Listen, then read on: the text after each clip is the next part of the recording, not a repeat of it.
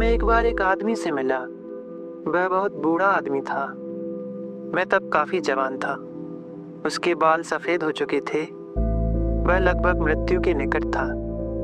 उसने एक बार मेरी बात सुनी और बाद में मुझसे मिलने आया और उसने कहा, मैंने अपने जीवन के 25 साल एकांत में ध्यान में बिताए हैं। मैं शादीशुदा था वगैरह वगैरह, लेकिन मैंने ये सब छोड़ दिया और 25 सालों तक ध्यान करता रहा।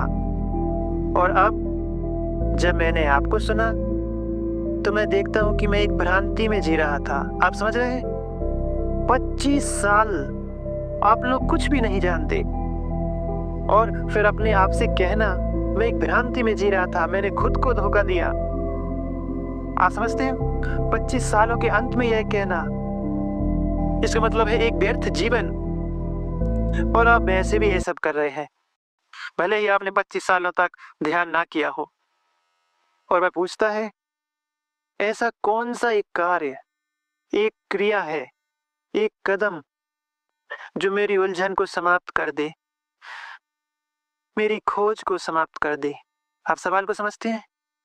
क्या आप में से कोई कोई भी उस स्थिति में है, प्रश्नकर्ता को छोड़कर? आप समझ रहे हैं? आप अपनी रस्सी के आखिरी सिरे तक पहुंच चुके हैं। आपने पढ़ा है, आप चले हैं, आपने सुना है, रोए हैं, ध्यान किया है, आप तड़पे हैं, त्याग किया है। समझ रहे हैं? शायद आपने इनमें से कुछ भी नहीं किया है। और यदि आपने किया है तो फिर ऐसा क्या काम है जो इस सब को हल कर देगा? सबसे पहले खोजना बंद करें।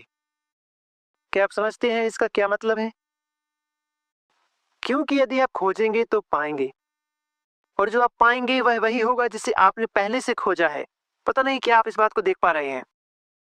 जो आप अपनी खोज में पाएंगे वह वही होगा जो आपने अपने मन से पहले ही बना लिया है।